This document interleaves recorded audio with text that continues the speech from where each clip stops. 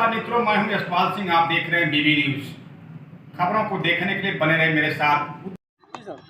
जी भाई। आज हम लोग यहाँ पर station road lease holder association के सभी पदाधिकारी यहाँ पर आए हैं और कलेक्टर साहब से मिला है।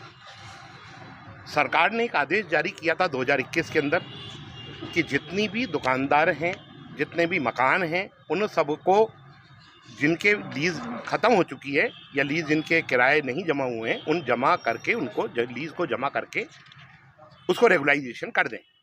सरकार ने ये आदेश निकाला 21 सितंबर 2021 को। उसके पेज नंबर 10 नंबर, 11 नंबर और 12 नंबर के अंदर जो 14 नंबर जो है उसमें निकाय तथा लघु अवधि लीज़ किराए पर दी गई व्यवसायिक संपत्तियों को फ्री होल्ड पट्टे देने जारी करने के संदर्भ में एक आदेश जारी किया था। इस आदेश के अनुसार हमारे जितने भी दुकानदार हैं उन्होंने वहाँ पर अप्लाई कर दिया एडीए के अंदर। पिछले 1 साल से लगातार एडीए के अधिकारी चक्कर लगवा रहे हैं और किसी तरीके से किसी न किसी तरीके का व्यवधान पैदा कर रहे हैं। जब सरकार की मंशा इनको करने की है तो क्यों एडीए के अधिकारी इसको नहीं करना चाहते?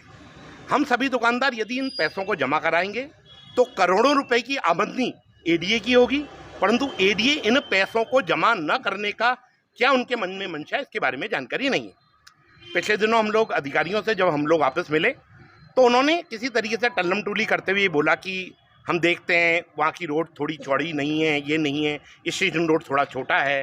परंतु बेसिकली स्टेशन रोड की जो रोड है वो 80 फुट से 100 फुट के बीच में है और बहुत अच्छी चौड़ी रोड है। और सरकार के जो मास्टर प्लान है उस मास्टर प्लान में भी 100 फुट है। परंतु सरकार ने एक आदेश और जारी किया 14 जुलाई को। उस जाली के अंदर कहा गया कि शहरों के अंदर राष्ट्रीय राजमार्ग अन्य सड़कों के मार्गाधिकार को पुनः निर्धारित कर पट्टे देने के संदर्भ में उन्होंने एक नया आदेश जारी किया।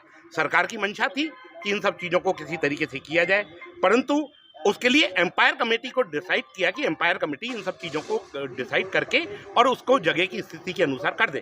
परंतु वहाँ की एडी के जो अधिकारी हैं, एडी की जो सोच है वो किसी तरीके से इस पैसे को लेने की नहीं है।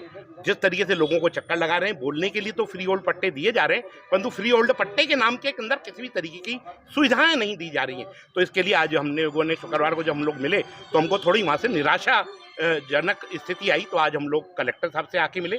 कलेक्टर साहब से मिलने के बाद हमने उनको सारा विषय अवगत कराया। उन्होंने बड़े ही प्रेम से इस हमारे विषय को सुना और सुनने के बाद उन्होंने ये निर्णय लिया कि किसी तरीके से हम जो शुक्रवार को जो मीटिंग होगी उस मीटिंग के अंदर इस बात को रखेंगे और उसमें जो भी यदि किसी तरीके की, क्योंकि सरकार की मंशा है और सरकार इन सब चीज़ों को करना चाहती है और सरकार की इन कागजों में सब कुछ चीज़ें हैं, तो उन सब चीज़ों के लिए कलेक्टर साहब ने बहुत ही पॉजिटिव तरीके से रेस्पॉन्स दिया है। हमने उनसे पूछा कि साहब इसके संदर्भ में आपसे किस तरीके होना है कि आपको शुक्रवार को इन सब चीज़ों के अंदर राहत मिलेगी और तुरंत आपको वहाँ पे अधिकारी बुलाकर और आपकी कार्रवाई करेंगे। ऐसी हम लोगों को कलेक्टर साहब ने दिया। और निश्चित रूप से ये एक दुकानदार नहीं है, 40 दुकानदार हैं और 40 दुकानदारों के परिवार यदि किसी तरीके से रोड पे आ जाते हैं, क्योंकि इस संस्था के अंदर मैं संरक्षक के रूप से भूमिका अदा कर रहा हूँ। हमारे अध्यक्ष कमल जी हैं, तो कोषाध्यक्ष वगैरह हैं, बाकी सभी पुराने लोग यहाँ पर जुड़े हुए हैं। तो मेरा सिर्फ इतना ही निवेदन इस चीज़ के लिए है कि इन दुकानदारों के बीवी बच्चे परिवार, उनके पास नौकरी करने वाले लोग किस तरीके से अपना जीवन यापन करेंगे, इसके बारे में एक सोचने वाला विषय है।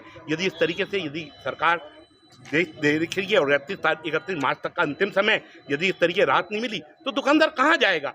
सरकार दे रही है, सरकार परमिशन दे रही है और निश्चित रूप से कलेक्टर साहब ने हम लोगों को बहुत अच्छे तरीके से राहत देने का प्रयास किया है। उसके लिए निश्चित रूप से कलेक्टर साहब ऐसा कार्रवाई करेंगे और यदि सब चीज़ों के लिए यदि हम लोगों को इसमें यदि कोई आसानी नहीं मिली तो निश्चित रूप से हम कोई ना कोई बड़ा कदम उठाएंगे।